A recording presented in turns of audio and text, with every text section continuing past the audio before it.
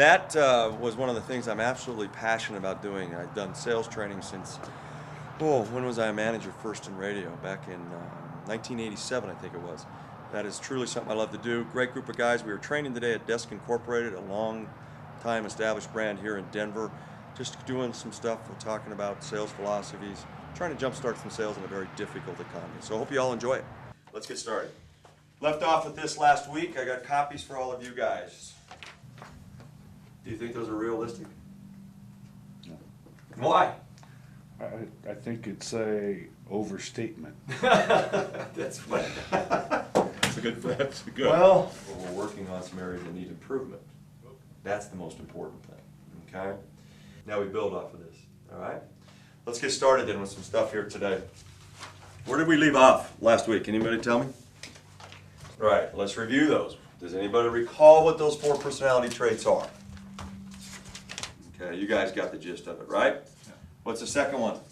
Got to know these things when we move in. Facility managers, very important with what you guys deal with. Bean counters.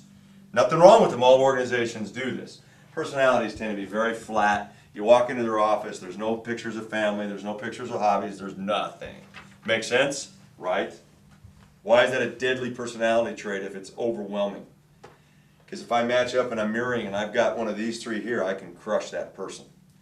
You have 30 seconds and you're making a first impression on that person. You have to quickly be acute to what they are. Cues, look at the room. Notice their tone and intonation on the phone. Right? Very, very important stuff. You can blow it right here and not recover. What's the second most important thing that absolutely must happen in the first 30 seconds of a sales call? Eye contact. Absolutely. These things are called kinesics, nonverbal cues. They're critical. What does this say? If you walk into a room. Not interested. Not interested. Closed. If I shake your hand like this, ugh. Body language will tell you everything. If they don't look you in the eye, don't burn a hole in them when you're talking to them. You're looking for nonverbal communication cues. That's a kinesics part of this. Proxemics is space. Shame on you. You should have a core value proposition on what you should look like.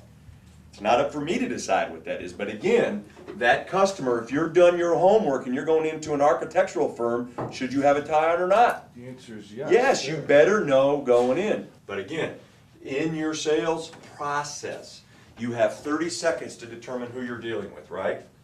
After that 30 seconds, you've got another 30 seconds that they're quickly sizing you up. How you shake their hand, how you make eye contact, how you're dressed, how you ask for permission to invade their space. What are we doing in that whole time? What are we doing in that first minute?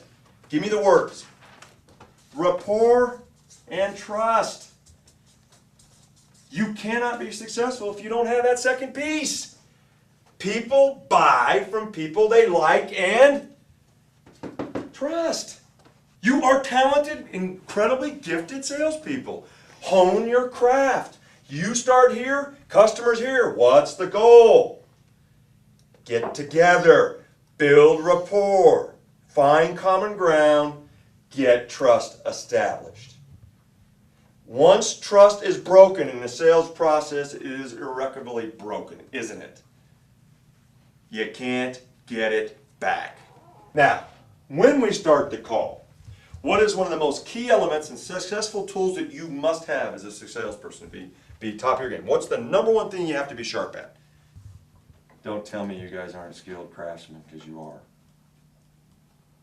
I see you all shaking your heads. Good stuff, isn't it? None of this is new. This is what I've been training on my core values for years. It has been successful for me. My average closing rate in business is probably around 28, 29% is all. Best I can do. You better have done your homework when you go in there. And you better know what questions to ask. And I want to drill down on that right now. What should be the first question we ask a customer? Give a scenario if you have to so we can make those go. Let's say it's just office furniture. I am starting my own dental practice. I'm starting my own law firm. Let's do that. I have left my partners and I am the decision maker.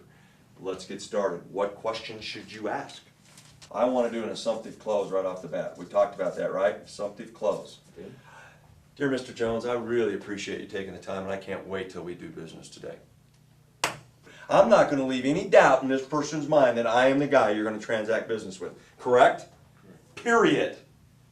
First thing out of my mouth is an assumptive close, trial close, Ben Franklin close, call it whatever you want. I am going to get that rapport started, that I am here to do business and you're going to do it with me and you're not going to need to talk to anybody else. I am so glad we are here to do business today. Partnership, great word. That's like comfort food. Makes the person realize that we're going to do this. Mr. Eisner, I'm so glad that you invited me in today and that we're going to be able to hopefully form this partnership and do business for many years. Is that comforting? Is that an arrogant statement? It's confidence. It's confidence, but not cocky, is it? Spin it your way. Nice job. Done well. Your way, not my way. Reinforce why you're there.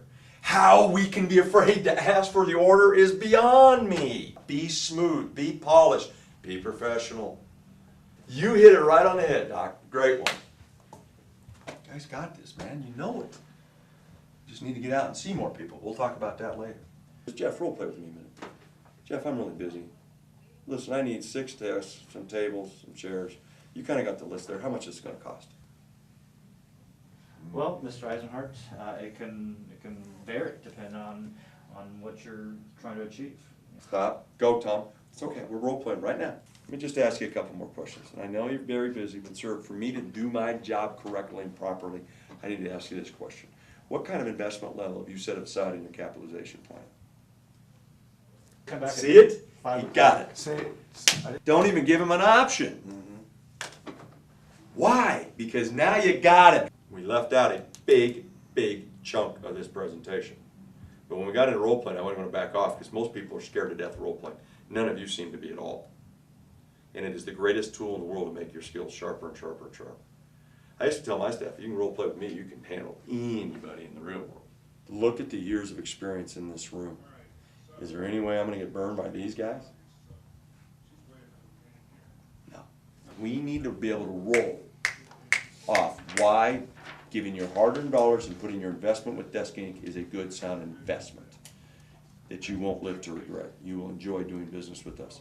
You will be properly taken care of. We're in business to make a profit too, but I can tell you we will never gouge. I won't let that happen. The best way I build my sales is a happy customer that gives me referrals, and that's what I want from you at the end of the day. Let's just go knock them dead this next 10 days, okay? Thanks, guys. Thank you, sir.